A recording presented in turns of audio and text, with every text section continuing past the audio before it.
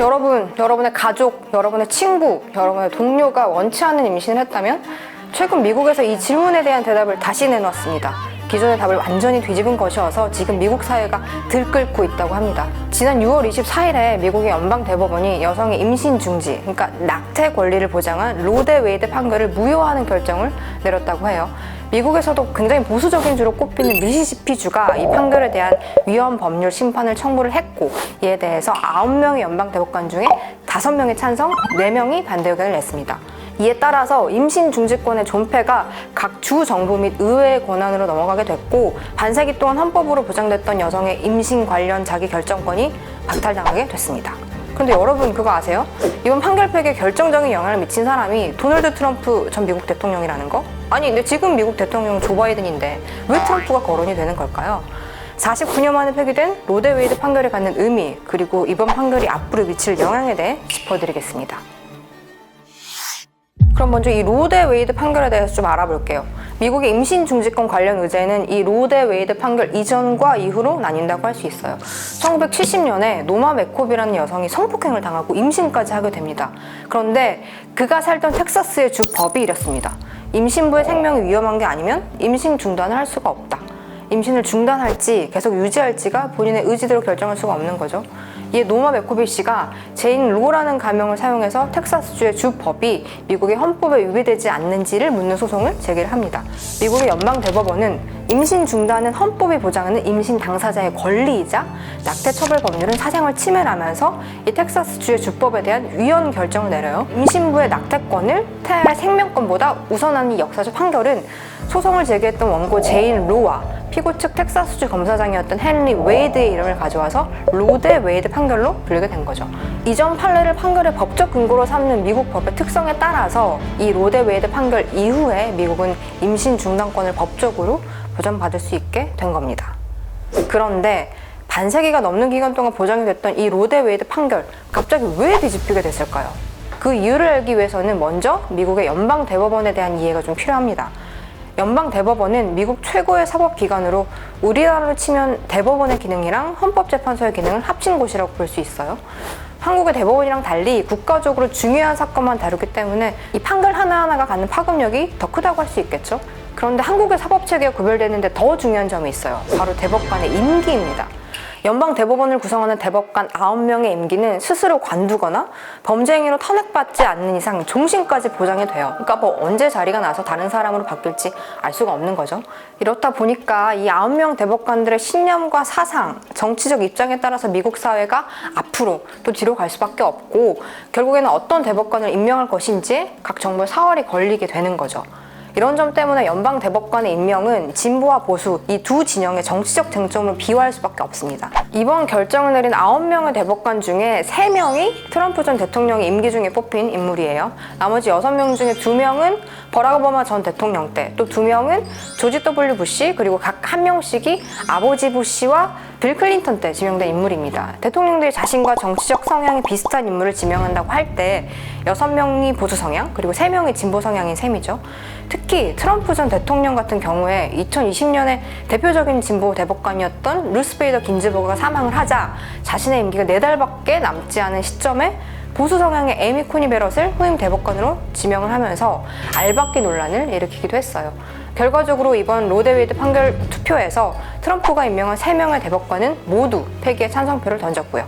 게다가 보수 대법관 중에서도 가장 강성으로 평가되는 토머스 클래런스 대법관이 이번 판결에 보충 입장을 내면서 앞으로 우리는 그리스월드, 로런스, 오버게페를 포함한 기존 판례들도 제고해야 한다고 했는데, 이 판례들은 피임약 판매, 동성결혼, 또 동성과 성관계에 대한 판결들이에요.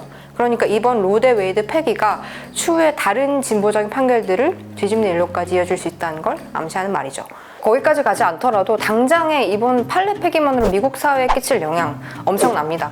일단 미국 50개 주 가운데 26개 주가 임신 중지를 금지하거나 제한할 것으로 예상이 돼요. 당장 판결 폐기가 발표된 날 텍사스주의 한 병원에서는 대기실에서 수술을 기다리던 약 20명의 여성이 눈물을 흘리면서 집으로 돌아가는 일까지 생겼다고 합니다. 텍사스주는 임신 중지 수술이 아직 금지된 건 아니지만 해당 병원이 연방 대법원 판례 변경으로 인한 처벌 가능성을 우려를 했기 때문이죠. 상황이 이렇다 보니 대법원 판결이 나온 직후 임신 중지약의 수요가 급격히 늘어났다고 합니다. 하지만 대법원 판결로 임신 중지 관련 법적 권한을 갖게 된 보수 성향 주 정부들은 이 임신 중지약의 퇴출까지도 공공연히 벼르고 있습니다. 의약품뿐만 아니라 모든 형태의 임신 중지를 금지하는 법을 제정하고 있는 상황이에요. 이미 19개 주가 임신 중지와 관련한 원격 의료를 금지를 했고, 최근 텍사스주는 임신 중지약의 우편 배송을 금지하는 법까지도 추가로 만들었어요.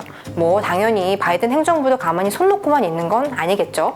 당장 카린장 피에르 백악관 대변인이 여성들이 거주하는 주에서 임신 중지약 복용과 임신 중지 수술이 금지가 되면 다른 주로 이동해 수술을 받을 수 있는 권리를 보장하려고 한다는 내용을 발표를 해서 바이든 대통령의 행정명령 발동 가능성을 언급을 했고요. 토니 블링컨 미 국무부 장관도 대법원의 판결은 우리 직장 내에서 또 전 세계적으로 이해할 만한 우려와 의문을 낳고 있다면서 매우 이례적으로 법원 판결의 비판 성명을 냈어요.